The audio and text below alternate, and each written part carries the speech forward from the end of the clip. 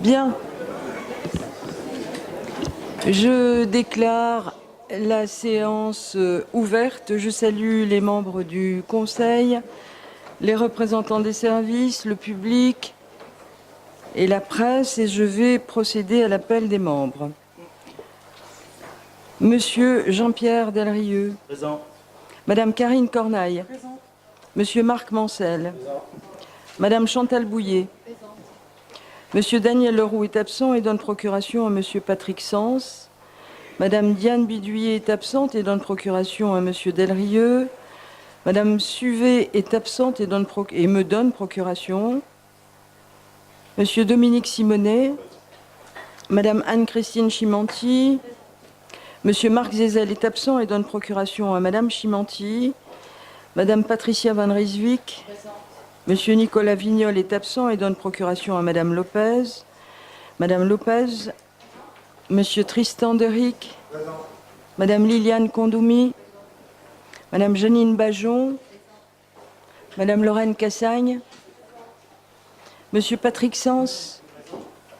Monsieur Henri Willemot. Madame Christine Bellet.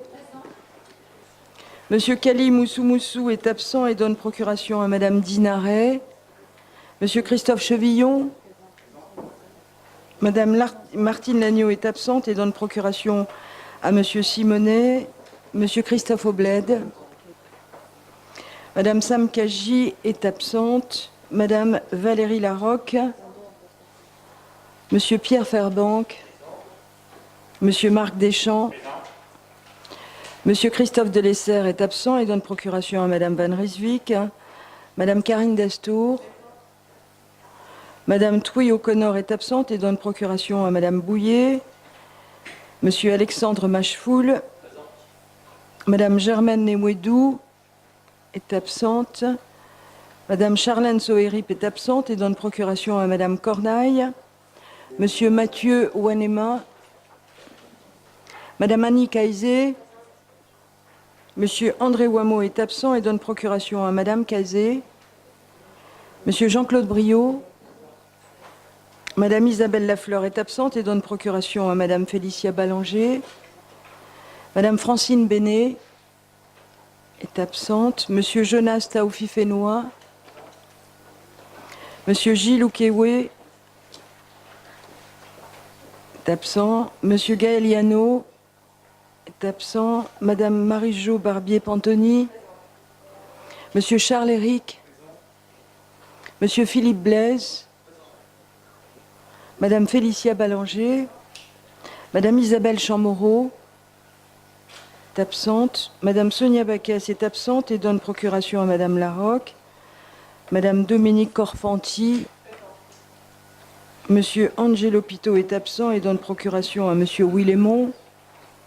Et Madame Dinaret. Bien, le quorum est atteint. Donc notre séance peut donc se tenir. Je propose la désignation de Monsieur Alexandre Machefoul comme secrétaire de séance.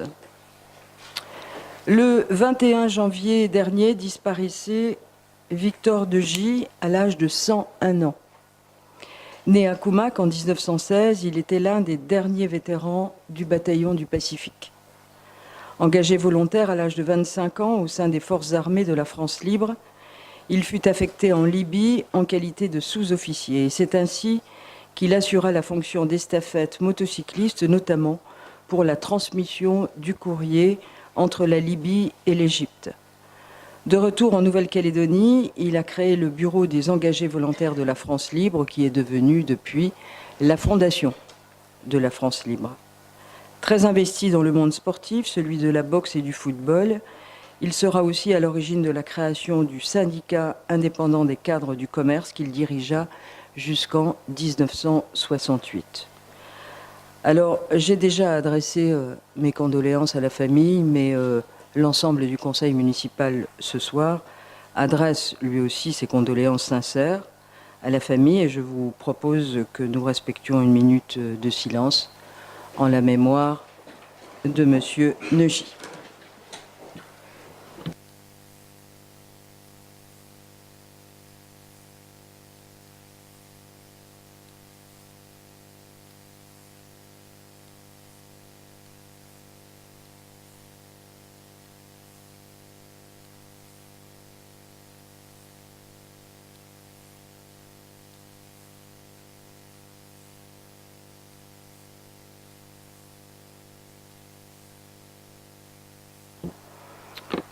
Je vous remercie.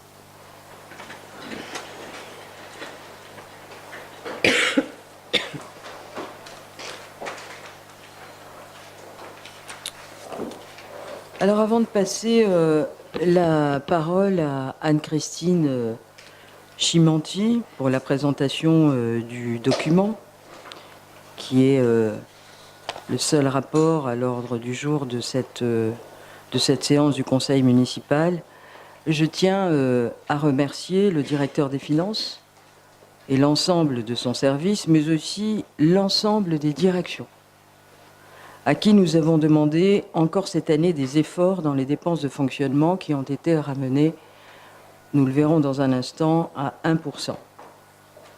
Alors nos ressources continuent de baisser. La situation économique de la Nouvelle-Calédonie n'est pas au beau fixe. Et les rentrées fiscales diminuent et cependant, nous devons maintenir un volume de dépenses d'investissement qui sont indispensables au développement de la ville. Alors c'est effectivement le choix que nous avons fait en maintenant pour 2018 notre investissement à plus de 6 milliards. La situation financière de la commune n'est pas en péril, grâce à une gestion prudentielle qui appelle, mais nous l'avons déjà dit, de la vigilance afin de ne pas obérer nos marges de manœuvre en matière d'emprunt. Alors on ne peut que tous ici espérer une reprise de la croissance qui, si elle est au rendez-vous, verra bien entendu plus de rentrées fiscales pour la commune. Et je rappelle que les recettes de la ville baissent d'année en année, puisque depuis 2013, nous avons perdu 2,8 milliards de recettes fiscales. Et cependant, il faut maintenir un niveau d'investissement, je l'ai dit, qui est propice au développement de cette ville de 100 000 habitants. Alors ça passe par des efforts demandés en termes de fonctionnement, bien évidemment. Et je renouvelle à nouveau, parce que c'est jamais très simple, il ne faut pas altérer le service public. Et donc les efforts ont été au rendez-vous. Et donc je tenais à le signaler avant de passer la parole à Anne-Christine Chimanti pour la présentation de ce document d'orientation budgétaire, et ensuite, eh bien, nous engagerons le débat. Donc, on vous a donné des slides juste avant de commencer. Dans vos tablettes, bien sûr, vous avez les slides et vous avez reçu donc tous les documents. Je voudrais juste noter une belle coquille avant qu'on nous fasse la remarque quand on arrivera à parler de l'EHPAD. Voilà, donc c'est bien EHPAD, c'est bien OPHAD. Voilà, parce que je sais qu'il y a des yeux de lynx dans ce conseil qui ne manqueront pas de nous faire la remarque. Voilà, et une très belle coquille au sein de ce document. Bien, vous êtes prête, Madame Chimanti? Alors on y va. Merci, Madame le maire. Donc, bonsoir à tous. Alors, je vais donc commenter les différentes slides qui vous sont présentées. Alors, cette première slide, c'est surtout pour vous parler d'un point de vue économique mondial, puisqu'on est quand même très dépendant par rapport au nickel. Alors, les économistes prévoient pour 2018 que la Nouvelle-Calédonie aura une légère croissance, à hauteur de 1,1%, grâce notamment à l'augmentation des tonnages exportés. Notamment, on aura plus de 5% d'exportation de métal grâce aux 2 nouvelles usines métallurgiques. Celle de la SLN, on prévoit que les tonnages vont rester stables. Et ils notent aussi, les économistes, qu'il y aura une stabilisation des cours du nickel.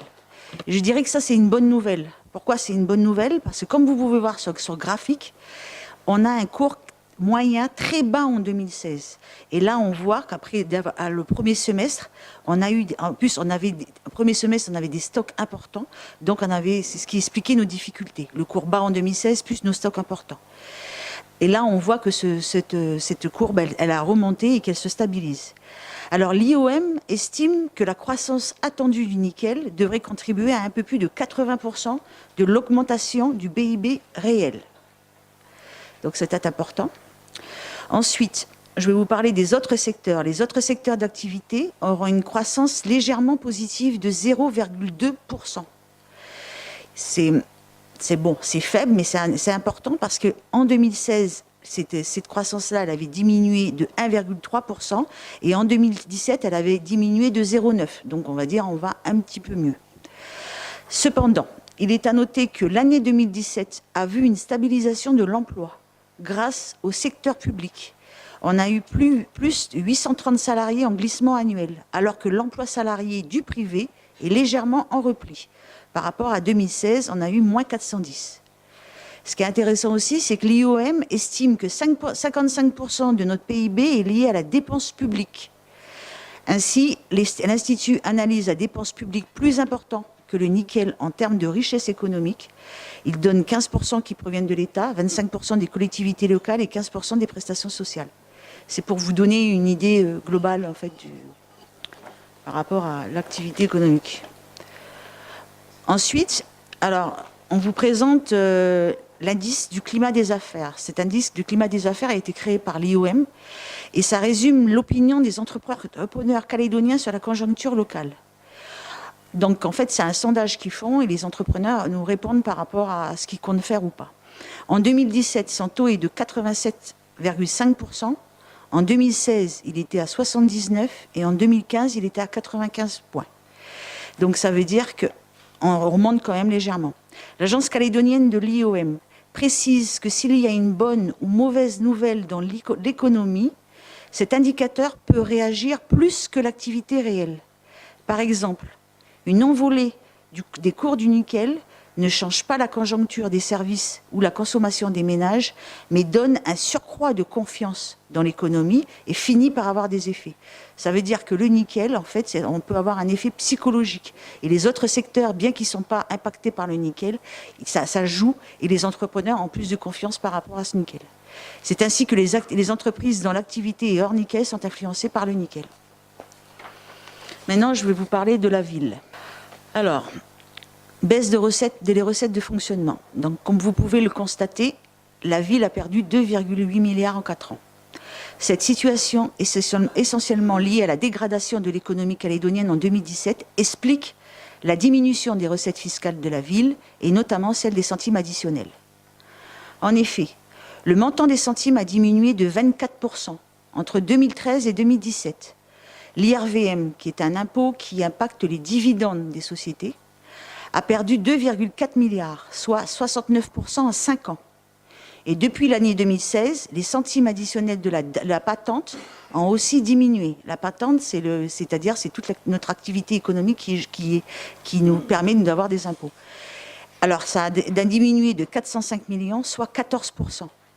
La situation du nickel par rapport à la patente peut expliquer cette baisse, puisque la patente, elle est calculée en N-1. Donc, sur l'année 2016, comme je vous avais expliqué tout à l'heure, où ça allait mal. Et nous, la ville de Nouméa, on est concernés, puisque nous avons l'usine de Doniambo sur notre territoire. Et plus l'usine va exporter, plus on aura de l'argent, et vice-versa. Ensuite, concernant les dotations perçues par la commune. Donc, nous avons le FIB, qui provient de la Nouvelle-Calédonie. Nous avons la DGF, qui vient de l'État, et les contrats d'agglomération. Elles ont baissé de 6,25% de 2013 à 2017, puisque le budget de répartition de la Nouvelle-Calédonie a diminué, puis se sont stabilisés. Donc actuellement, nous sommes dans une stabilisation. De 2016 à 2017, on note une augmentation qui s'explique principalement par les sommes perçues au titre du contrat d'agglomération 2017-2021, puisque l'année 2016, c'est une année blanche, on n'avait pas de recettes de contrat d'agglomération. Alors, par rapport à nos dépenses de fonctionnement, donc, pour parvenir à juguler la baisse des recettes, la ville a diminué dans un premier temps les dépenses de fonctionnement, puis les a maintenues. Au global, cette baisse est de 4,8% entre 2013 et 2017. Les dépenses de gestion entre 2016 et 2017 ont été contraintes grâce à des actions telles que l'optimisation des charges fixes, le fluide, les énergies, la téléphonie, les frais de gardiennage a permis une baisse de 7% de ces dépenses par rapport à l'année dernière.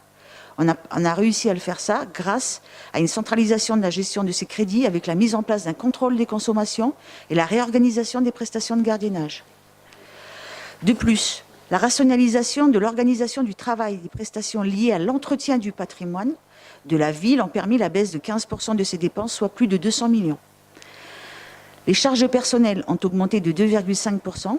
Cette hausse, elle s'explique par plusieurs raisons. L'augmentation d'abord du point d'indice qui est décidé par le gouvernement, par la mise en œuvre aussi du dispositif des titres repas, le recrutement de 20 postes vacants de policiers fin 2016, dont 8 nouvelles créations inscrites au budget d'exercice 2016, les promotions au choix réalisées au sein des filières techniques et sécurité, mais également par des événements exceptionnels en 2017, épidémie de dengue, cyclone, scrutin électoral, qui ont mobilisé du personnel. Ceci explique cela. L'épargne de la ville. Ainsi, malgré la baisse des recettes de 12%, le niveau d'épargne moyen de 2012 à 2017 est d'un montant de 3,8 milliards correspondant à un taux de 14%. Cette épargne a permis à la ville de rembourser sa dette et de financer une partie de son investissement. Je rappelle ici que c'est la première source de financement des investissements. La ville reste vigilante pour le maintien de ce taux malgré la dégradation de ses recettes de fonctionnement. Elle doit poursuivre ses efforts sur la rationalisation et l'optimisation de ses dépenses de fonctionnement sans altérer le service public. L'investissement, l'épargne nette, les subventions d'investissement et les résultats cumulés constituent le fonds de roulement qui permet de financer les dépenses d'investissement. Donc les dépenses d'investissement de 2016 ont été financées pour un montant de 6 milliards sans nécessité de recourir à l'emprunt. C'est ce que vous pouvez constater sur le graphique. Quant à l'année 2017, le recours à l'emprunt a été nécessaire à hauteur de 2,4 milliards dans une partie qui concerne les fonds verts à un taux de 0%. L'investissement hors dette a été réalisé en 2017 avec un montant donc de 6,389 milliards, représentant une réalisation de 80% du budget voté. Ce montant, comme vous pouvez constater, est supérieur à la moyenne des 5,3 milliards établis depuis 2012. Encours et l'annuité de la dette. La ville a un encours de 9 milliards qui s'éteindra en 2036. Le montant de 1,8 milliard correspond au remboursement en année pleine de 28 emprunts établis depuis 1998. On a donc maintenant, c'est se poser la question en endettement. Donc on a un endettement modéré, et on pourrait le comparer par rapport à d'autres collectivités. La ville a un taux donc de 45,8%, largement inférieur à la norme bancaire de 150%. Elle a encore des marges de main-d'œuvre sur son endettement, à condition qu'on continue à dégager de l'épargne. La solvabilité de la ville est de 3,3 années pour une norme bancaire de 7 années. L'épargne dégagée, donc, suffit au remboursement de sa dette, puisque ça, c'est quand même une première des règles budgétaires. La situation des autorisations de paiement et des crédits de paiement, on a actuellement 67 autorisations de paiement qui sont en cours d'exécution, qui représentent 36,4 milliards de dépenses. On a déjà 17,7 milliards de crédits de paiement qui ont été inscrits. Il nous reste encore 17,7 milliards de crédits de paiement à réaliser, dont 6 milliards d'opérations nouvelles pour 2018 et des restes à réaliser de 1 milliard. Alors, les perspectives 2018-2021, maintenant qu'on a fait l'état des lieux pour les années précédentes. Alors, on a donc, compte tenu de la baisse des recettes et de la nécessité de maîtriser les dépenses, un scénario donc vous est proposé avec une légère augmentation de 1% globalement pour les dépenses de fonctionnement, grâce donc à l'optimisation des services et en maintenant les charges de personnel, les subventions et les contributions. Donc voilà, ça c'est le scénario. Ensuite, la rationalisation des dépenses d'investissement, puisque là on a déjà fait un plan pluriannuel d'investissement, donc nous a permis d'établir un volume de 6 milliards pour 2018. Et je vous rappelle quand même que dans le DOB, dans le débat d'orientation budgétaire du Congrès 2018, il a été noté que les dotations des communes ne seront pas diminuées. Donc du coup on peut se permettre de faire ça. Après avoir commencé à mettre en place donc, des outils de gestion, en 2018, on va mettre en place aussi du contrôle interne et ce qu'on appelle un PPF, c'est-à-dire un plan pluriannuel de fonctionnement qui va pouvoir accompagner notre plan pluriannuel d'investissement. En effet, dans le cadre de la perte de performance, donc, du plan de performance de la ville, la commande publique auprès des entreprises est maintenue pour contribuer à dynamiser l'économie calédonienne et à réaliser les infrastructures et les équipements nécessaires au développement de la ville. Pour les années suivantes, et dans un souci de prudence, nous avons choisi d'établir des programmes d'investissement de 5 à 5,5 milliards. En établissant ce scénario de prudence est basé sur une économie calédonienne qui ne parviendrait pas à redécoller. Mais on a toujours l'espoir qu'elle redécolle. Ensuite, alors ce scénario, ça vous donne quoi? Ça vous donne une épargne qui est stabilisée. Donc, comme vous pouvez le voir là, jusqu'à 2021, dans ce scénario, l'ensemble des dépenses de fonctionnement progresse au rythme de 1%. En recette, on a laissé une fiscalité qui progresserait de 1%, en espérant que l'économie remonte. Et les autres recettes étant stables. L'épargne brute, elle recule de 2%, mais elle permet de garantir en toute sécurité le remboursement de la dette et une partie d'autofinancement de l'investissement. Car je vous rappelle toujours ici que l'épargne finance l'investissement. Ensuite, le recours donc nécessaire à l'emprunt, étant donné que l'épargne diminue, et pour maintenir une commande publique conséquente, la commune aura recours à l'emprunt. Donc ce que vous pouvez voir, de 2,4 milliards en 2017, on passerait à 2,9 milliards en 2021. Le taux d'endettement, donc, toujours reste en dessous du seuil préconisé par les bailleurs de fonds. Voilà, on est toujours en dessous des 150%. Ensuite, alors, préservation de nos équilibres financiers. Donc en 2021, le ratio de solvabilité serait de 7,9 années. Les équilibres financiers de la commune sont préservés. Toutefois, seule la reprise de la croissance et la poursuite d'une gestion rigoureuse de la ville viendront modifier ce ratio. Donc c'est sous condition. Ensuite, je vais vous présenter, donc là par slide, on a mis les différents thèmes que l'on a et qu'on retrouve dans le document qu'on vous a envoyé. Donc là, je vais vous lire en fait ce qui concerne par slide, par exemple la ville sécurisante. Je vais reprendre les actions qu'il y avait, donc vous l'avez sur la tablette. Alors, une ville sécurisante. Donc pour l'année 2018, la ville poursuivra les projets et investissements réalisés depuis 2015 aussi au sein de la police municipale, afin de renforcer sa présence et sa capacité d'intervention sur la voie publique. Ainsi, parc automobile, poursuite du plan de renouvellement des véhicules vieillissants. 3 véhicules neufs seront acquis et affectés cette année au profit de la police municipale. Vidéoprotection. Depuis 2015, le dispositif de vidéoprotection est passé de 38 à 78 caméras. En 2018, 5 à 6 caméras supplémentaires seront redéployées sur les secteurs identifiés comme sensibles et prioritaires. Aménagement. 2 garages type carport fermés seront construits au sein des brigades territoriales nord et sud afin de pouvoir y stationner en sécurité les véhicules utilisés par ces unités déconcentrées. Par ailleurs, dans le cadre de la démarche hygiène et sécurité au travail, la réfection des sanitaires et douches de l'hôtel de police sera réalisée. Armement. Dans le cadre du renforcement de la sécurité en intervention, les policiers municipaux ont été équipés en 2017 des lanceurs de balles de défense, flashball. Début 2018, ils seront également dotés de pistolets à impulsion électrique taser. Brigade Camine. Elle viendra renforcer la sécurité des agents, notamment dans la gestion des interventions difficiles. Composée de 2 conducteurs cynophiles et de 2 chiens de défense et d'intervention, cette unité permettra en outre d'apporter une présence régulière sur la voie publique, notamment sur les plages horaires les plus sensibles. Participation citoyenne, ce dispositif de protection solidaire de voisinage destiné à renforcer la sécurité résidentielle a été expérimenté fin 2018 sur le quartier test de Magenta Aérodrome. Et en 2018, ce dispositif de lutte contre la délinquance de proximité devrait être étendu à d'autres zones prioritaires de Nouméa. Afin de garantir la tranquillité publique dans l'ensemble des quartiers de la ville, l'éclairage public sera renforcé notamment pour réduire les zones d'ombre. Un programme évalué à plus de 387 millions d'investissements.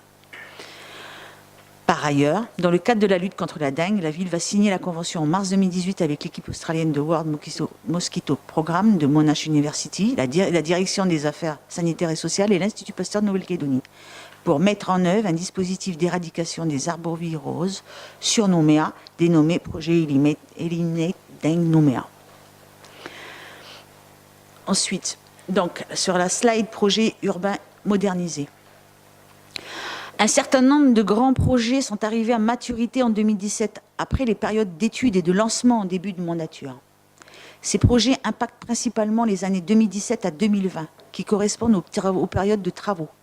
On observe donc un pic d'investissement sur ces années, qu'il convient de financer afin d'achever ces programmes structurants pour la ville de Nouméa.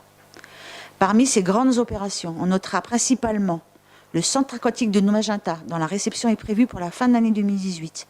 Les travaux d'aménagement des quais ferries qui débuteront en 2018 pour une livraison fin 2019.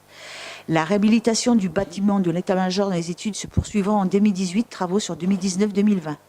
L'aménagement du parc urbain de Sainte-Marie, fin des travaux en 2019. La réalisation éventuelle d'un crématorium ville au cimetière du 6e kilomètre, suivant l'étude de faisabilité menée actuellement. La poursuite du programme d'extension des cimetières pour un meilleur aménagement des allées. Réhabilitation de l'immeuble de la France australe pour y loger les services de la culture et des archives, travaux prévus pour 2019-2020. À noter également sur la partie bâtiment, la poursuite des programmes de rénovation des écoles, peinture extérieure, confort thermique, clôture, accordement au réseau, cantine. La mise en conformité des établissements recevant du public à l'accessibilité des personnes à mobilité réduite qui peuvent totaliser jusqu'à 200 millions par an d'ici 2020.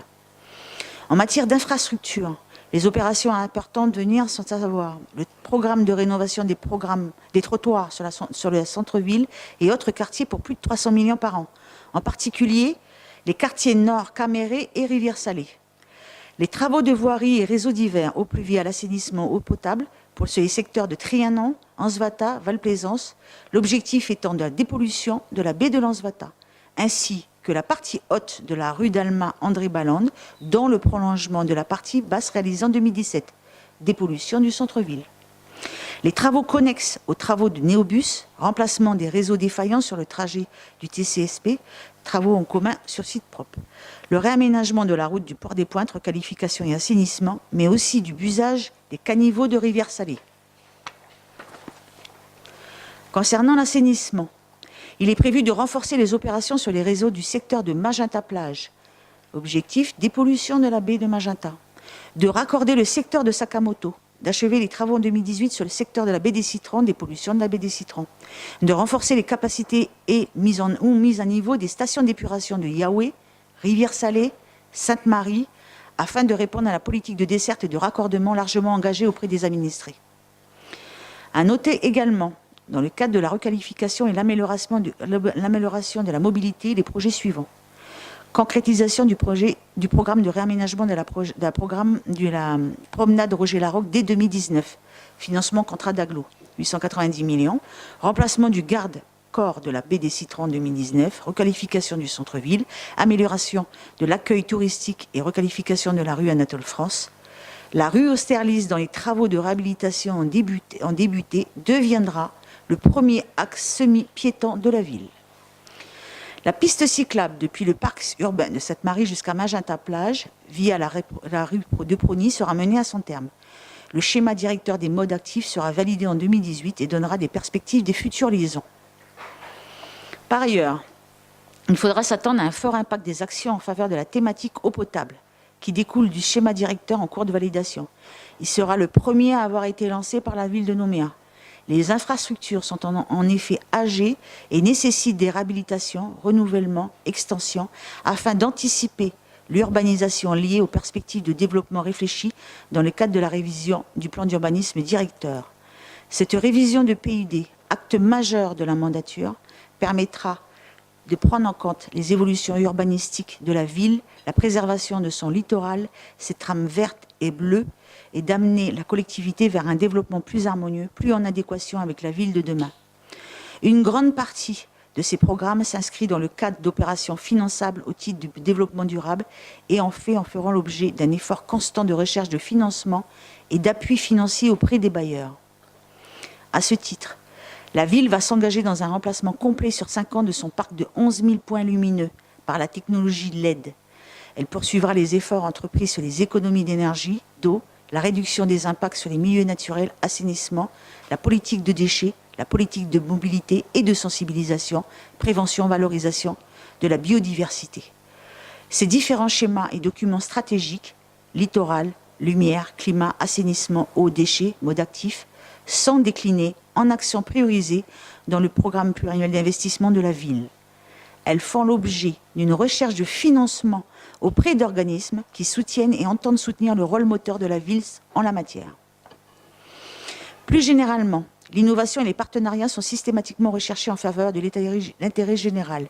Ils favorisent l'émergence de solutions alternatives, vertueuses et économes dans la gestion des ressources naturelles. Après les conventions signées avec Engie et Aqualone, un nouveau partenariat a été signé avec la Calédonienne des Eaux. Parmi les projets innovants, on peut citer les compteurs intelligents, eau et électricité, la télérelève, la réutilisation des eaux usées traitées et l'écomobilité. Enfin, La ville s'est engagée dans une réflexion majeure sur l'aménagement de son entrée nord, partenariat AFD Mission 7, Aziza Chaouni 2017, mais aussi de la presqu'île de Nouville. S'il n'est pas envisagé d'impact financier en termes de travaux à court terme, il n'en demeure pas moins que ces réflexions structurent le projet communal pour les années à venir et l'ambition est celle de la naissance d'un programme d'aménagement concerté avec les institutions partenaires avant la fin du mandat au regard des enjeux structurants de l'entrée de la ville. Pour une ville sportive pour tous, nous avons donc, avec 400 mètres carrés de bassin de nage et 560 mètres carrés de bassin ludique, le centre aquatique de Magenta ouvrira ses portes fin 2018 dans un secteur dense, 33 000 habitants. Il permettra de couvrir la demande du public scolaire et proposera des activités de loisirs aquatiques. Il complétera ainsi les prestations des piscines Jacques Mouraine du Wantoro et de Rivière-Salée, qui cumulent déjà près de 200 000 entrées annuelles. À travers le sport, la ville souhaite renforcer sa proximité, son accessibilité et maintenir son soutien aux associations partenaires en 2018. En effet, le complexe sportif de Caméré vient d'être équipé d'une nouvelle salle socio-sportive qui permettra de développer des activités de proximité à travers les arts martiaux, les activités sportives du bien-être, l'accueil des publics scolaires alentours, les jeunes du programme Sport Action et les aînés qui participent activement aux événements de la ville tout au long de l'année. De plus, le complexe sportif de Moravel va compléter le patrimoine sportif communal, doté d'une halle omnisport, d'un plateau sportif synthétique et d'un terrain de football. Cet équipement de 180 millions financé au titre du contrat d'agglomération en 2011-2015 est déjà réservé à 90% par des associations sportives de la commune. Il va permettre notamment à l'association historique de ce quartier, Ravel Sport, de renaître et accueillir 5 jours par semaine les jeunes inscrits au programme Sport Action. La ville poursuit le développement de l'accessibilité de ses installations sportives au tout public. Sur ce volet, la mise en éclairage du stade Édouard Pentecôte se finalisera en cours du premier semestre, permettant d'accueillir les associations sportives 3 fois par semaine et le tout public 2 soirs par semaine en accès libre. Ce dispositif permettra aux administrés de pouvoir pratiquer en famille ou entre amis de manière auto-organisée la discipline de leur choix sur ce complexe multisport. Le programme Sport Action fêtera ses 20 ans cette année et proposera toujours plus d'animations et de nouveautés. Les thèmes retenus pour 2018 sont le sport santé, les disciplines sportives innovantes telles que le bubble foot, l'e-play, équipement électrique et le football américain. Enfin, la ville a décidé de maintenir ses engagements auprès des clubs omnisports et des clubs propriétaires de leur équipement sportif dans la commune en maintenant le niveau de subvention à lui, soit 14 millions. Une ville culturelle et attractive pour tous. La préservation des bâtiments historiques de la ville est un enjeu patrimonial et touristique. Ainsi, la restauration de l'immeuble à cheval sera achevée en 2019. Concernant la France australe, le bâtiment principal accueillera le service de la culture et fêtes. Le bâtiment annexe sera celui des archives. Les travaux d'études seront finalisés fin 2018. Quant à l'état-major qui recevra la future maison de la jeunesse, des crédits d'études seront proposés en 2018 et son financement au contrat d'agglomération pour 2019. L'agenda événementiel est aujourd'hui à la hauteur d'une vraie capitale. Structuré, il parie sur la qualité et la diversité des animations autour des valeurs intrinsèques, celles d'un destin partagé entre tous. C'est notamment le cas de l'événement Féerie de Noël, du feu d'artifice et du carnaval qui rassemble des milliers de personnes sur un même lieu, dans un esprit convivial et familial. Parmi les nouveautés, la fête de l'eau, la fête de la nature, la journée de la mobilité, la journée de la transition urbaine, les sorties nature commentées et les fêtes interquartiers. Les montants des subventions seront maintenus au même niveau qu'en 2017, au profit des associations et structurelles culturelles telles que le Théâtre de Lille, la Bibliothèque Bernheim, le Conservatoire de musique et de danse ou le Musée de l'histoire maritime. La maison des associations sera installée dans les locaux de l'ancienne école Marguerite Lefrançois. Une des propositions de campagne sera concrétisée cette année par la création du foyer des Calédoniens au sein de la maison Célière, en partenariat avec l'association Témoignages d'un passé, qui en assurera la gestion. Les expositions au sein de la maison Higginson et sur les grilles de l'hôtel de ville se poursuivront.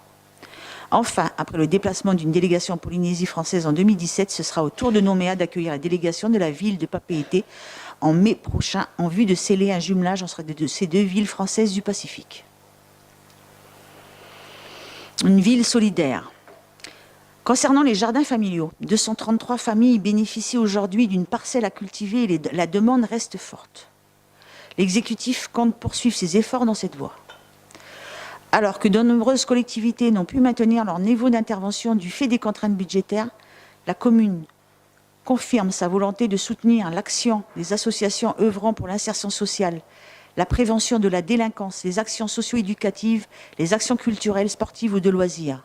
Ainsi, le budget consacré aux subventions aux associations sera maintenu à un niveau constant pour 2018, soit près de 1,8 milliard. Par ailleurs, le budget alloué à la réussite éducative des nouvelles générations de Nouméa s'élèvera à 242 millions afin d'assurer le bon fonctionnement des écoles et maintenir le patrimoine scolaire en bon état, intégrant les aménagements favorisant l'accessibilité.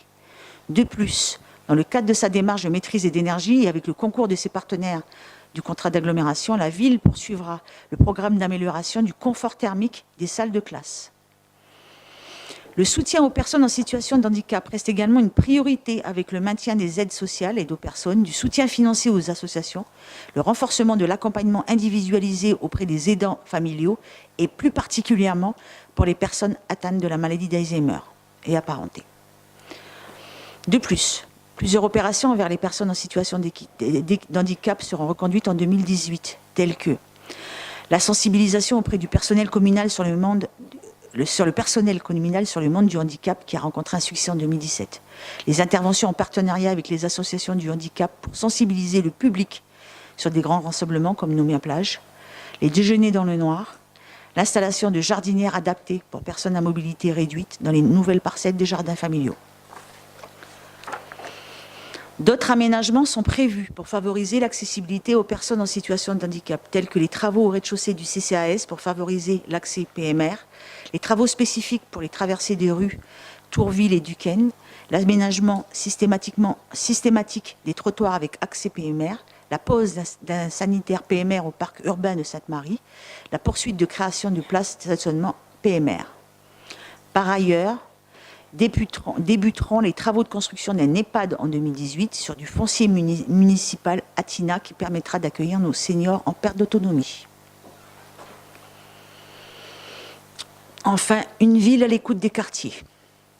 Conformément aux engagements pris par l'exécutif depuis le début de la mandature, l'enveloppe annuelle des 100 millions dédiée au projet de la démocratie participative est de nouveau reconduite en 2018.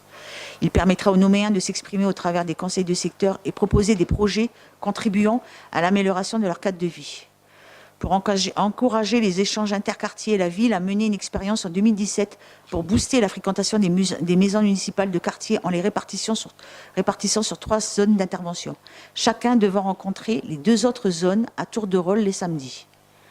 L'expérience est concluante par la hausse constatée de la fréquentation des publics, qui ont pu se rencontrer et échanger à travers des activités organisées. Fort de ce constat, l'exécutif a décidé de lancer une étude sur la restructuration des maisons municipales de quartier visant à mettre en adéquation les attentes des populations, la configuration et l'implantation de ces structures dans les quartiers. Les résultats de cette étude permettront ensuite d'adapter l'offre du service public aux habitants de chaque secteur. En 2018, la ville organisera des jeux interquartiers, nouvel événementiel de divertissement de type jeux intervilles, permettant à une équipe mixte de tout âge, d'une quinzaine de personnes, de participer à des activités sportives plus ou moins physiques. Jeux d'eau, parcours d'agilité, jeux fil rouge, jeux d'esprit et d'adresse. Environ 500 participants représentant les différents quartiers pourront être mobilisés. Cette opération inédite vise à réunir un public transgénérationnel de tout quartier pour favoriser les rencontres et la mixité sociale. Donc voilà. J'ai fini. J'espère que ça n'a pas été trop barbant. Merci. Mais donc, Madame Chimanti, mais vous ne nous avez pas donné la conclusion. Ah ben écoutez, je vais vous épargner ça. Donc la vous... Allez-y, terminez le travail. Alors, depuis 2014, les collectivités locales font face à une réduction significative de leurs ressources, en particulier de leurs recettes fiscales. La perspective d'une reprise de la croissance n'est pas encore perceptible. Cependant, la ville entend poursuivre son ambition, celle d'une mairie performante et moderne, installée durablement dans le mieux vivre ensemble. Pour atteindre cet objectif, elle s'est résolument engagée dans l'optimisation de ses dépenses de fonctionnement et la rationalisation de ses dépenses d'investissement. C'est ainsi que nos grands projets de campagne sont arrivés à maturité après les périodes d'études et de lancement indispensables en début de mandature. Ces projets correspondent aux périodes de grands travaux entre 2017 et 2020. On observera donc un pic d'investissement sur ces années qu'il conviendra de financer afin d'achever ces programmes structurants pour la ville, répondant ainsi à nos engagements de 2014. C'est pourquoi le niveau d'investissement de 6 milliards sera conservé en 2018. Il sera financé pour moitié par un recours à l'emprunt grâce à des ratios financiers satisfaisants. En dépit des efforts fournis par les différents services de la ville et qu'il est nécessaire de poursuivre, l'exécutif municipal reste attaché à la préservation de la qualité du service public ainsi qu'à la poursuite de la qualité de vie des Noméens. Voilà. Si je peux permettre, je finis par un petit mot. Mais allez-y, Madame Chimentier. Alors, je tiens à remercier l'ensemble des services pour tous les efforts qu'ils ont faits, puisque ça n'a pas été facile. Et ils ont fait des efforts, et j'allais dire, à revoir par rapport aux dépenses de fonctionnement, et donc, du coup, à réorganiser la façon de travailler, à revoir les choses. Et ça, c'est ça qui est intéressant, puisque là, on voit qu'on peut faire des choses. Ensuite, je tiens à remercier le directeur des finances et puis son service, puisque ces périodes-là, c'est très, très difficile. C'est très stressant, je peux vous dire. Donc voilà, et je tiens à les remercier particulièrement. Donc voilà. Et puis merci encore à tous les agents et des directions qui ont fait tous les efforts et d'être là. Et c'est grâce à eux qu'on peut avancer. Voilà, merci. Bien, merci Madame Chimentier.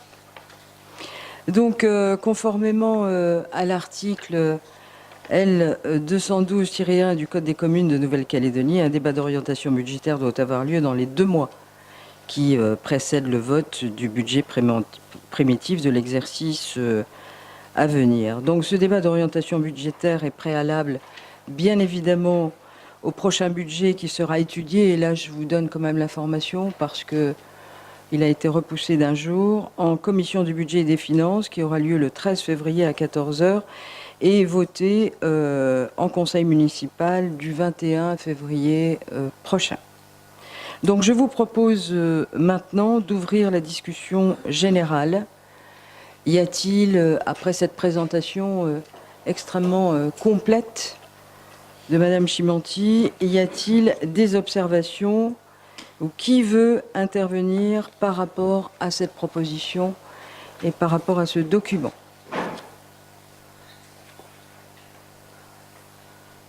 Ça vous laisse quoi? On a dit trop de choses.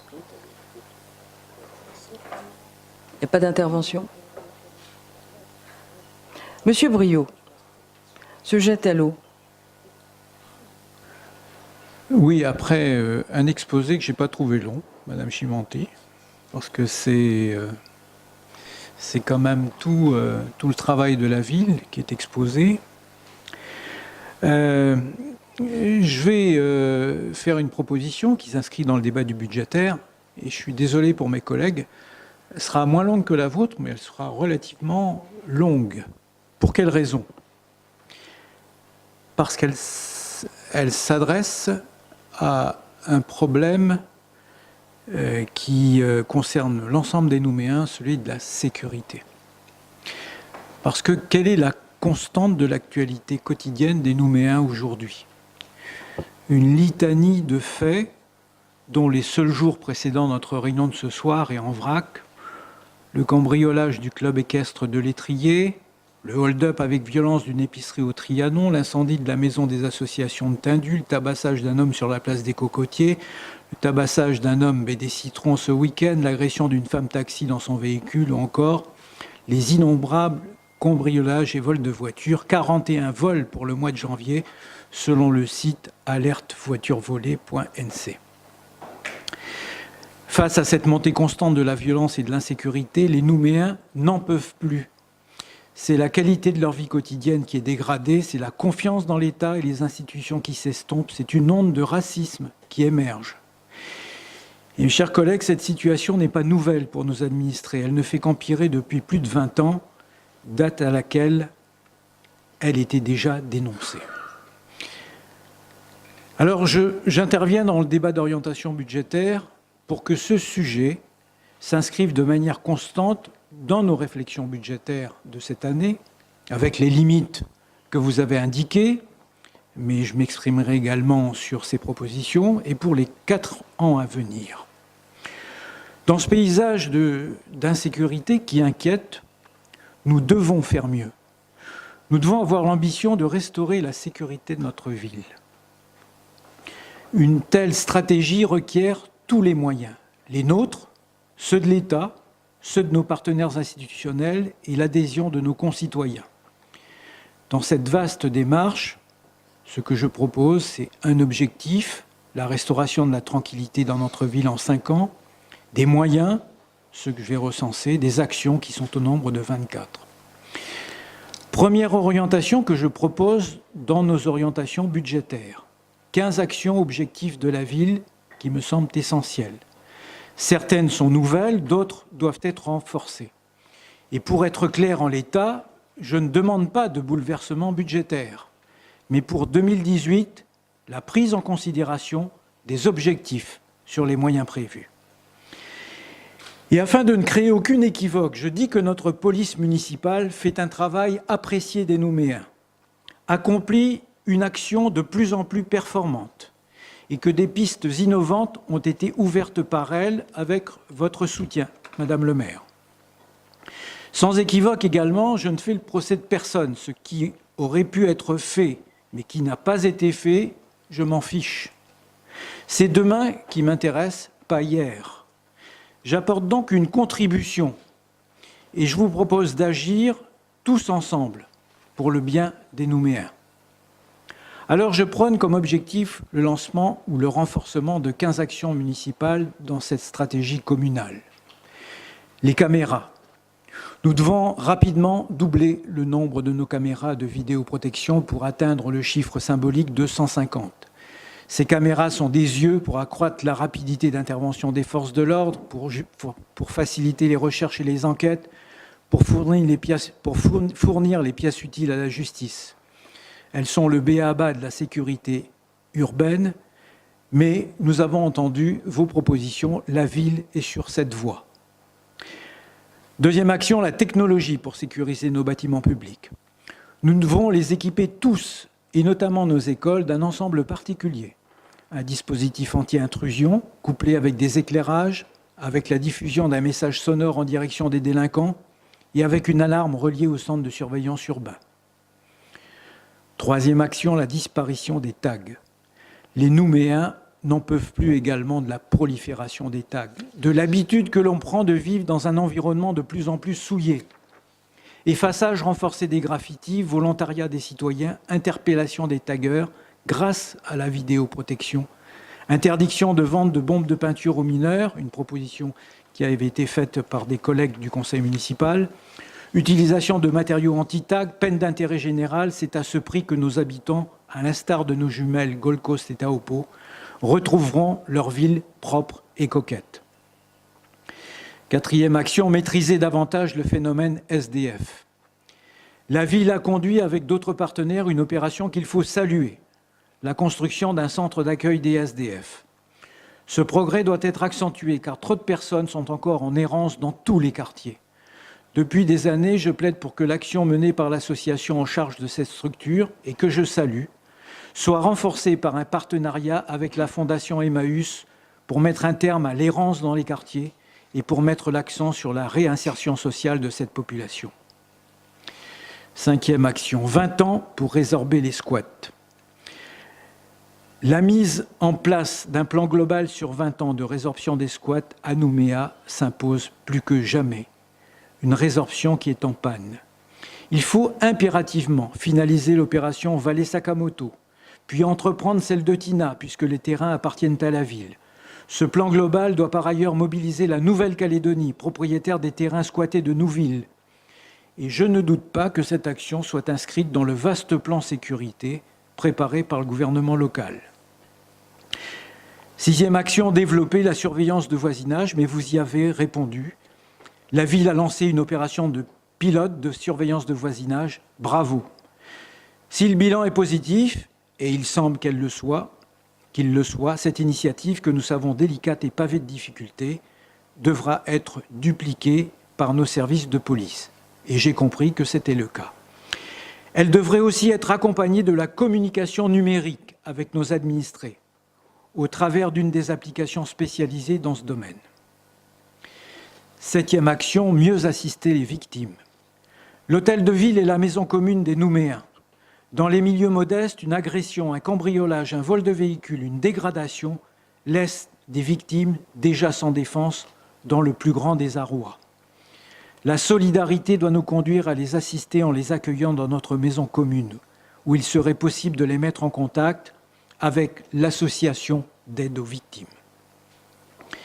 8e action, construire un réseau d'éducateurs spécialisés dans les écoles. La ville construit les écoles primaires et les cantines. Elle participe au financement d'éducateurs spécialisés. Un test est en cours dans le primaire. Je plaide pour qu'il soit rapidement généralisé dans le primaire parce que ce type d'investissement est la meilleure des préventions de la délinquance des très jeunes. J'y ajoute le développement des dispositifs de médiation à l'école. Nous disposons au sein de notre conseil d'une des meilleures spécialistes du territoire en matière de médiation. Mettons cette compétence à profit. 9e action, débrousser tous les terrains vagues. Ça paraît simple. Je propose que tous les terrains vagues possédés par la puissance publique soient débroussés. Il paraît tellement évident que l'éradication des forêts de mimosas, refuges de délinquants et terrains propices à l'édification des squats fait partie à la fois de l'amélioration de la sécurité et du bon aménagement de nos territoires. Cela concerne Nouville, Montravel, Tina ou encore Sakamoto. La ville doit le faire sur ses propres terrains. Les autres propriétaires publics, qui d'ailleurs se sont déclarés préoccupés par l'insécurité, doivent être invités à faire de même. La 10e action concerne les patrouilles policières à pied et la présence statique dans les quartiers. Mais je ne vais pas m'étendre sur ce sujet parce que je sais que la police municipale et ses responsables ont développé cette présence, souhaitent qu'elle soit accompagnée par la police nationale et qu'elle puisse bénéficier rapidement à l'ensemble des quartiers de Nouméa. La 11e action concerne la lumière blanche dans les endroits à risque. J'ai noté que vous l'aviez prévu dans le budget 2018. C'est une donnée basique en matière de sécurité. Il faut qu'avec notre police, avec les habitants des quartiers, les lieux prioritaires à éclairer soient répertoriés et que des lumières blanches y soient installées. La 12e action concerne la réhabilitation des quartiers en déshérence. L'état de certains quartiers est une véritable invitation aux incivilités et à la délinquance. Il suffit de se rendre à Pierre-Lanquette pour s'en convaincre. Dans cette affaire, bien sûr, la ville n'est pas propriétaire. Mais elle doit intervenir et mobiliser à ses côtés les partenaires requis pour impulser ou accélérer la réhabilitation des quartiers en déshérence. Je pense notamment à Pierre-Lanquette et à Tindu. Je pense à la rénovation urbaine de Saint-Quentin. La 13e action concerne le maillage des quartiers par des associations de prévention de la délinquance. La ville aide déjà un certain nombre d'associations. Il faut développer ce tissu associatif qui est assistant de parents en difficulté et par sa connaissance du milieu, acteur de la vigilance citoyenne, de la lutte anti-graffiti. Nous devons donc renforcer cette action et nous inspirer en cas de besoin d'expériences en cours à la ville de Dimbéa. La 14e action concerne la création d'emplois pour les jeunes des quartiers, l'oisiveté et pourvoyeuse de délinquance. Bien sûr, la ville fait beaucoup pour occuper ces jeunes, notamment en période de vacances. Bravo. Mais ce n'est pas suffisant. Je plaide pour qu'en partenariat avec le tissu associatif, les bailleurs sociaux, les institutions, la MIGE et d'une manière générale les organismes d'insertion et les entreprises, la ville prenne encore plus d'initiatives pour développer la création d'occupations, d'emplois temporaires ou pérennes dans les quartiers difficiles. Et enfin, 15e proposition, le jumelage sécurité avec la ville d'Orléans. Nous n'allons pas inventer l'eau tiède en matière de restauration de la sécurité. Bien des villes ont accompli des performances dont nous pourrions nous inspirer. Alors justement, ce que je propose, c'est en matière de sécurité d'instaurer un partenariat avec la ville d'Orléans qui a réussi à faire baisser de 80% une délinquance qui devenait galopante. Grâce à ce partenariat, nous gagnerions du temps, nous gagnerions en efficacité, nous gagnerions en efficience. Pour ces 15 actions concrètes, encore une fois, je confirme ne pas solliciter un bouleversement budgétaire, mais la prise en compte de ce qui est possible sur les voies et moyens prévus en 2018. Et surtout, un infléchissement très significatif pour les 4 exercices suivants. Dans cette stratégie municipale, à nos moyens propres doivent s'additionner 4 partenariats indispensables. Deuxième orientation budgétaire, je sollicite la mise en place d'une cellule dédiée à laquelle participeraient toutes les représentations présentes au sein de notre Conseil, une cellule en mesure de mener à bien 2 missions. Développer les partenariats qui suivent et réaliser une indispensable évaluation annuelle de chacune des actions d'autre part. Le premier de ces partenariats doit être avec le gouvernement. Cela tombe bien, l'exécutif veut mobiliser pour lutter contre l'insécurité. Alors, nous devons lui proposer 2 actions phares qui tombent sous le sens.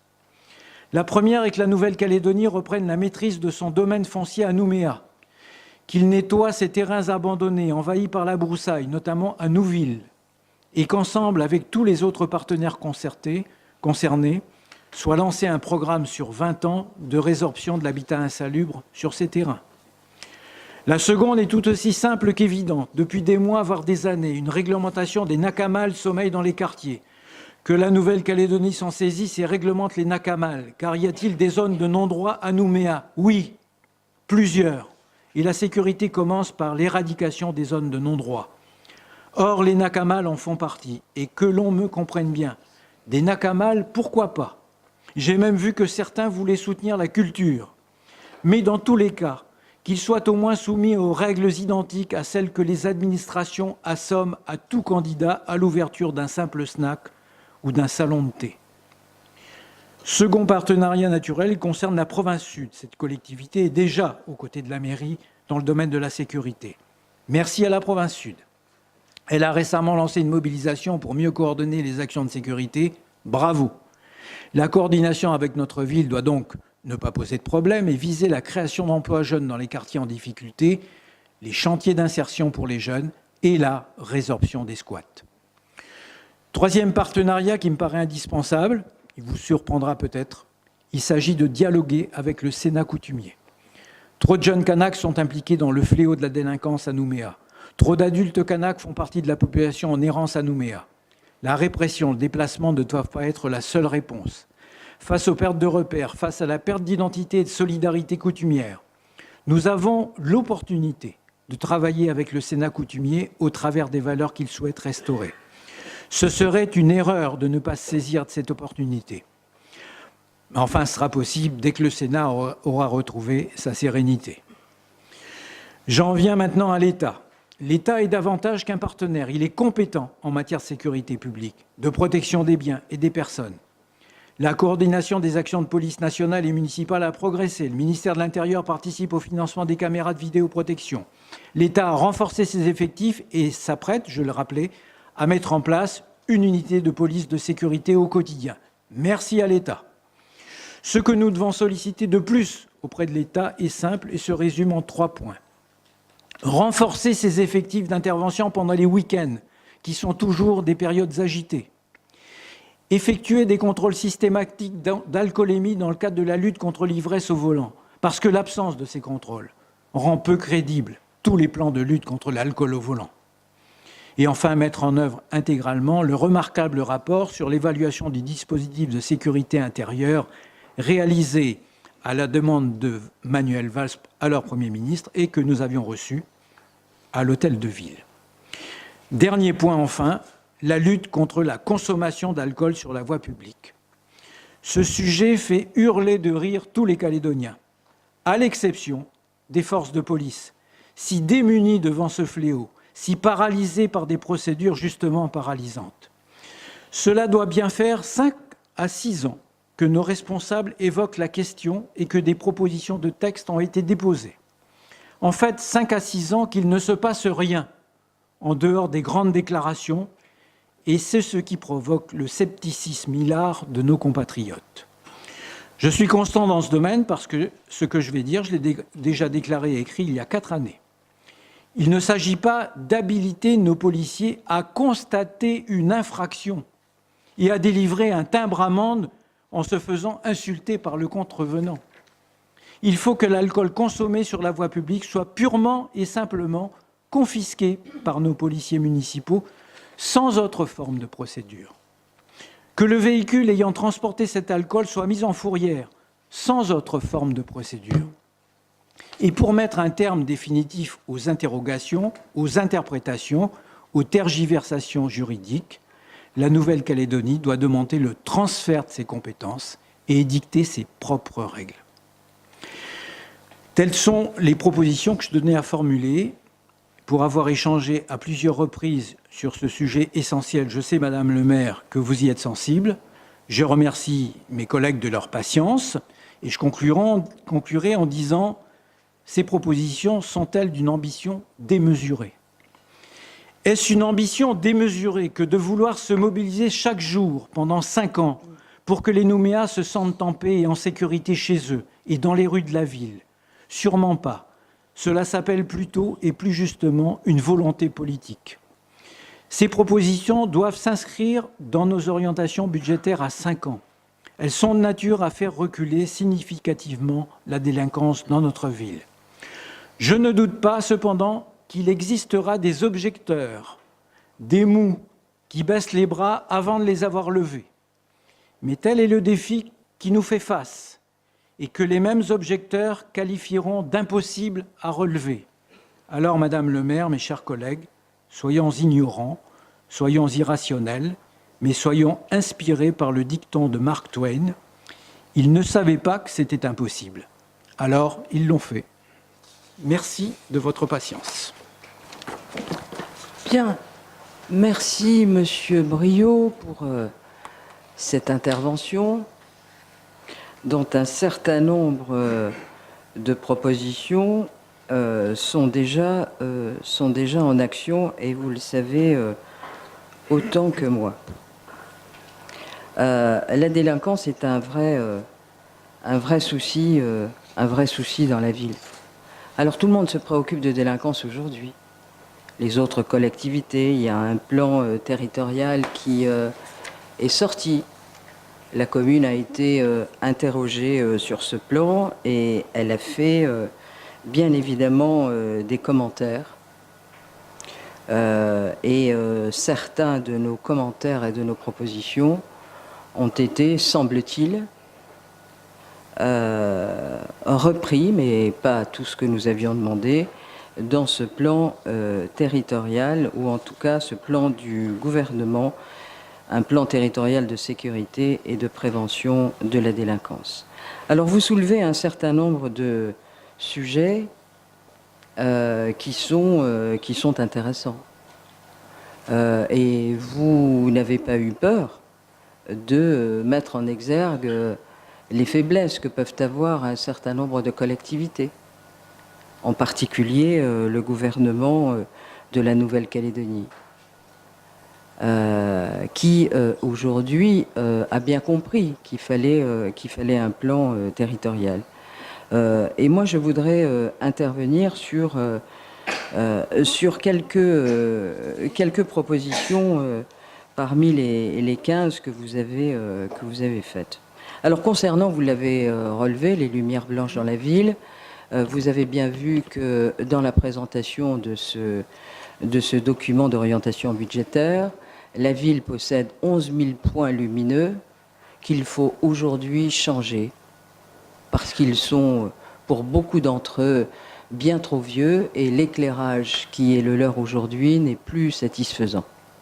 Nous avons commencé à expérimenter des points lumineux avec des LED et c'est le cas de Lansvata du Rocher à la Voile, où on voit bien aujourd'hui que cet éclairage blanc n'a rien à voir avec les alentours. Je suis moi-même allé 2 soirs de suite sur le parc Tual pour choisir des lampadaires à 8 heures le soir, parce qu'il reste encore beaucoup de points lumineux, en particulier dans les parcs, que nous devons éclairer au mieux avec du LED. Donc c'est un plan pluriannuel d'investissement, un PPI sur 5 ans, que nous allons mettre en place. Et enfin, d'autre part, il y a un certain nombre de points dans la ville aujourd'hui, et c'est l'exemple de Tina par exemple, où l'éclairage n'existait alors là même pas du tout. Et donc nous avons fait l'effort d'aller éclairer toute une partie de Tina. Par contre, vous avez raison, Monsieur Briot, quand vous parlez de réhabilitation des quartiers en déshérence. Alors, c'est vrai que l'effort, en termes de sécurité, doit être absolument collectif, et vous l'avez rappelé. Si l'ensemble des collectivités ne se mettent pas ensemble et qu'on ait véritablement une discussion et un dialogue intelligent entre les différentes collectivités, alors c'est sûr qu'on n'y arrivera pas. L'exemple des squats que vous avez relevé est très significatif. La zone de Nouville aujourd'hui, c'est pas la peine de faire un dessin à personne, tout le monde a vu ce qui s'y passait, et la prolifération des squats, malheureusement, elle est là. Quant au terrain vague, alors bien sûr, la ville entretient les siens, mais la ville n'est pas propriétaire de tous les terrains dans la ville, ils appartiennent à d'autres collectivités que sont la province sud, mais aussi le gouvernement de la Nouvelle-Calédonie. Et quand je disais qu'il fallait que les efforts soient conjoints entre toutes ces collectivités, j'espère bien que ce plan territorial du gouvernement va être le point de démarrage de quelque chose qui va nous amener pour essayer de réussir la suite. Parce qu'aujourd'hui, on a quand même l'impression de parler dans le vide. Vous voyez, je vais juste vous donner un exemple de contribution qu'il pourrait y avoir entre les différentes collectivités. Ne serait-ce que pour faire venir l'armement des policiers municipaux, qui a mis bien du temps, les munitions, les gilets pare-balles. Eh bien, nous avons demandé le concours des douanes, c'est-à-dire que nous avons demandé une exonération, comme il peut se passer sur un certain nombre de choses qui peuvent rentrer en Nouvelle-Calédonie. Quelle a été la réponse du gouvernement? Non. Je vous donne un autre exemple. Nous avons eu ici un dépôt de vœux concernant, vous parliez des tags, concernant les bombes de peinture. Je vous avais dit à ce moment-là, au cours de ce conseil municipal, que j'enregistrais le vœu, que nous allions faire un courrier au gouvernement. C'est l'UCF qui avait déposé ce vœu, n'est-ce pas, monsieur Charles-Éric? Mais j'avais déjà fait un courrier au président du gouvernement. Alors nous avons la réponse. C'est non. Le gouvernement refuse de prendre des dispositions ou de présenter des dispositions et un texte au Congrès pour que les bombes de peinture qui sont au vu et au su de tout le monde, et tout le monde peut les acheter, les adultes comme les mineurs, eh bien, on ne peut rien faire parce que le gouvernement ne veut pas, parce que d'après lui, ce serait une atteinte à la liberté publique, celle du commerce. Donc, je pense qu'on a plusieurs angles d'attaque. J'espère bien, et je vais en terminer là, parce que ce que vous avez évoqué aussi sur les caméras de vidéosurveillance, je rappelle que quand nous sommes arrivés ici en 2014, il y avait 45 caméras. Nous arriverons là maintenant, d'ici la fin de l'année, à 86. Donc vous nous proposez, M. Briot, de passer à 150. 150, eh bien, c'est 200 millions. Et c'est en termes de fonctionnement, le personnel qui va avec, parce qu'il ne s'agit pas d'avoir 150 caméras, mais c'est un plan sur 5 ans. Donc moi je veux bien qu'avec les services de police on puisse étudier, parce que mettre plus de caméras ça veut dire plus de fonctionnement, et donc là aussi encore sur ce domaine, peut-être pourrait-on avoir aussi un financement conjoint de la part de la Nouvelle-Calédonie, voire de la province sud, pour que la ville de Nouméa ait encore plus de caméras de vidéosurveillance. Mais il faut bien savoir que le fonctionnement, eh bien, il sera là, bien évidemment. Donc, je vais terminer sur une note positive, Monsieur Briot. Je ne vais pas m'étendre davantage sur le sujet. Il y a des observations que vous avez faites qui sont légitimes, que je partage. d'autres qui sont déjà enclenchées. Et enfin, je donnerai un dernier exemple. Vous voyez le cinémomètre qui, aujourd'hui, parce que nos policiers municipaux, grâce à un amendement que j'avais déposé à l'Assemblée nationale, ça veut dire qu'aujourd'hui, ils peuvent contrôler les excès de vitesse. Un cinémomètre, Monsieur Briot, ça coûte 600 000 francs. Nous avons essayé de partager avec le gouvernement de la Nouvelle-Calédonie pour dire nous avons fait l'effort d'en acheter un, puisque nos policiers municipaux sont désormais habilités, à travers cette loi égalité réelle, à pouvoir faire des contrôles de vitesse. Alors il en faudrait 2. Donc on a demandé le concours tout simplement parce que c'est les efforts de tout le monde qui vont tendre vers la réussite. Eh bien, nous avons eu, depuis 2016, aucune réponse du gouvernement de la Nouvelle-Calédonie. Donc vous voyez qu'il y a encore un travail très conséquent à faire, parce qu'il ne s'agit pas d'élaborer des plans, il ne s'agit pas de faire des grandes réunions pour qu'il n'en ressorte rien.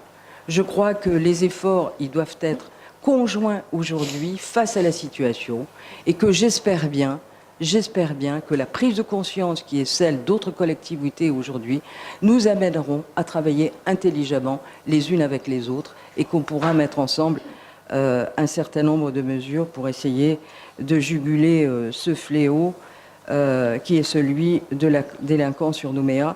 Et enfin, je ne vais alerter personne, mais je vais vous donner juste les interventions de la police municipale parce que c'est intéressant.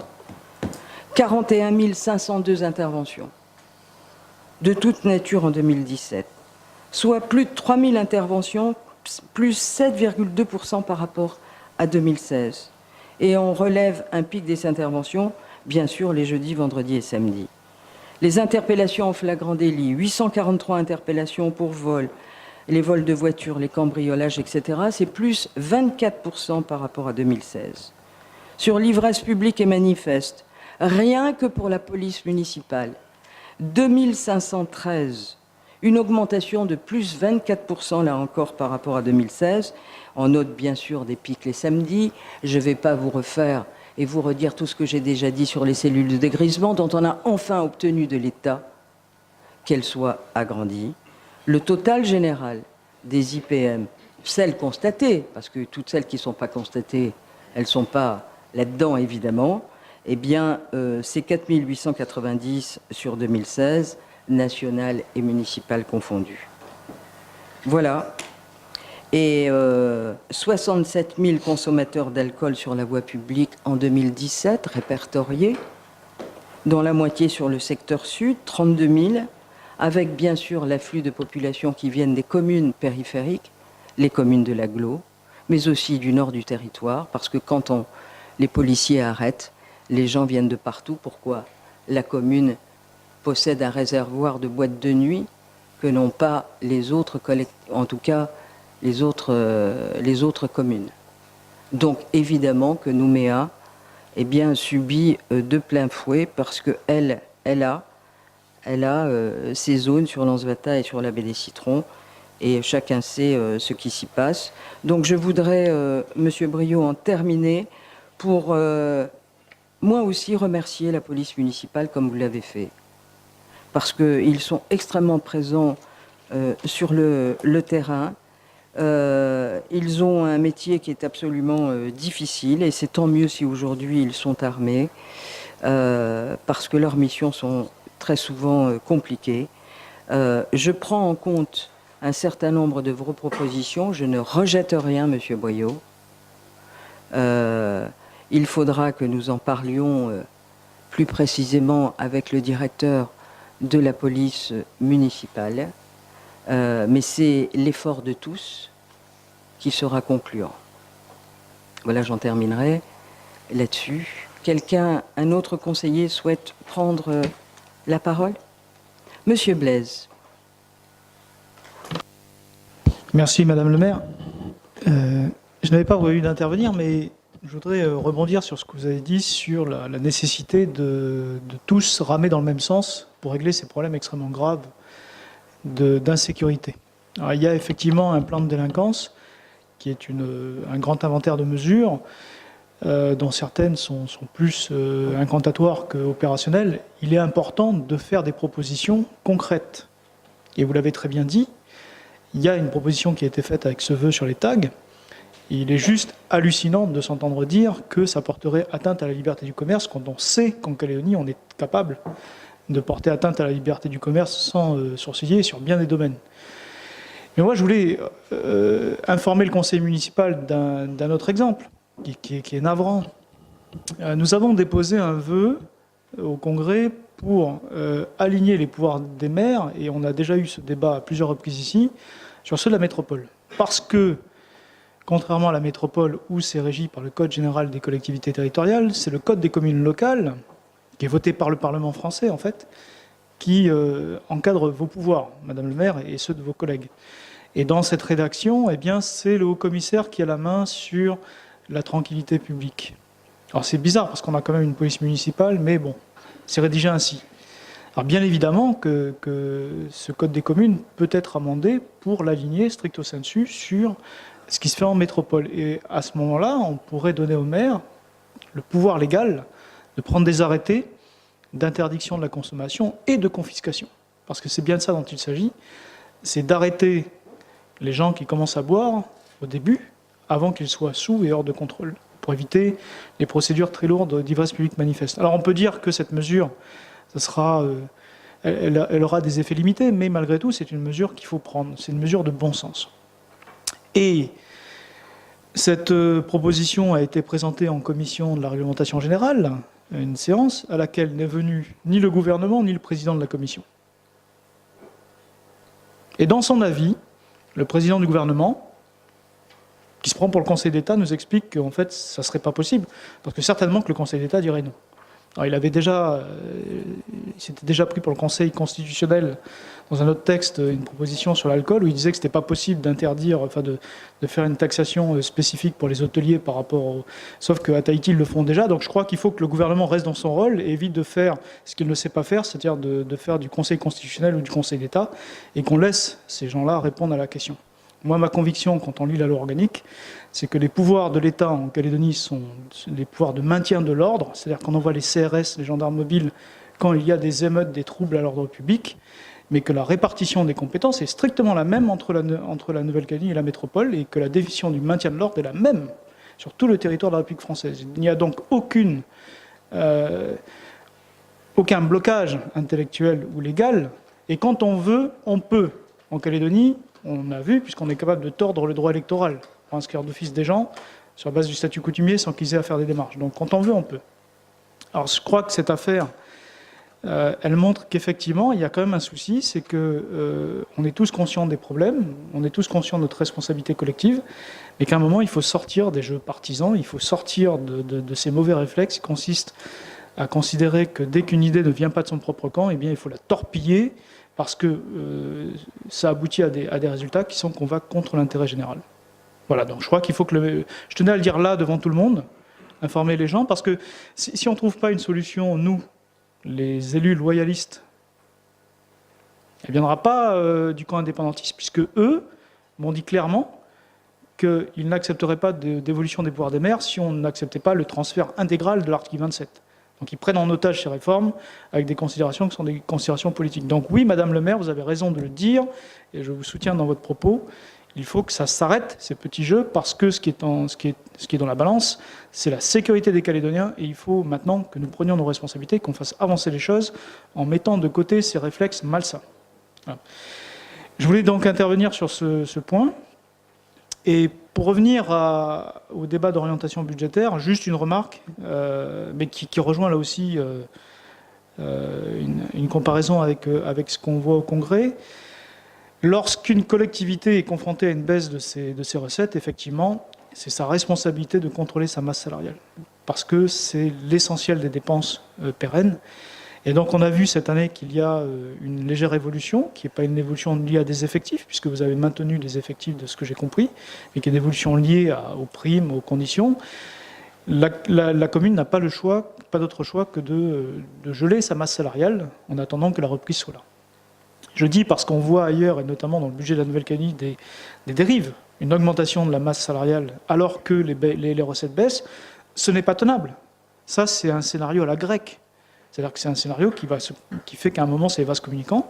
Si vous créez de la dépense supplémentaire à un endroit alors que vos recettes baissent, c'est que vous êtes en train d'effondrer la dépense ailleurs, ou alors que vous êtes en train de réduire vos marges d'épargne et donc votre capacité à soutenir l'activité économique par l'investissement. Donc moi, je ne peux que saluer l'annonce que vous avez faite d'emprunter ce chemin, qui est de contrôler la masse salariale. Ce n'est pas renoncer au service public, c'est juste que lorsqu'on est dans la situation dans laquelle on est aujourd'hui, c'est la seule mesure de bonne gestion qui s'impose à tous. Voilà, je vous remercie, Madame le maire. Merci, merci monsieur Blaise. Effectivement, zéro création. Donc, des départs à la retraite, une étude de la DRH est en cours. Donc il faudra redéployer visiblement. Mais en tout cas, il y aura zéro création d'emplois encore cette année. Voilà. Quelqu'un d'autre souhaite prendre la parole? Non? Personne? Bien. Donc, je vous propose, si personne ne souhaite intervenir, je vous propose de prendre la délibération visant simplement à acter qu'un débat a eu lieu au sein du conseil municipal. Donc, y a-t-il des observations? Il n'y en a pas. Des oppositions non plus. La délibération est donc adoptée.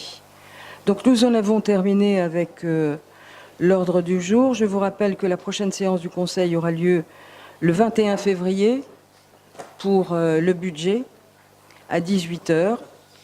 La séance est donc levée. Je vous souhaite à toutes et à tous une très bonne soirée. Merci.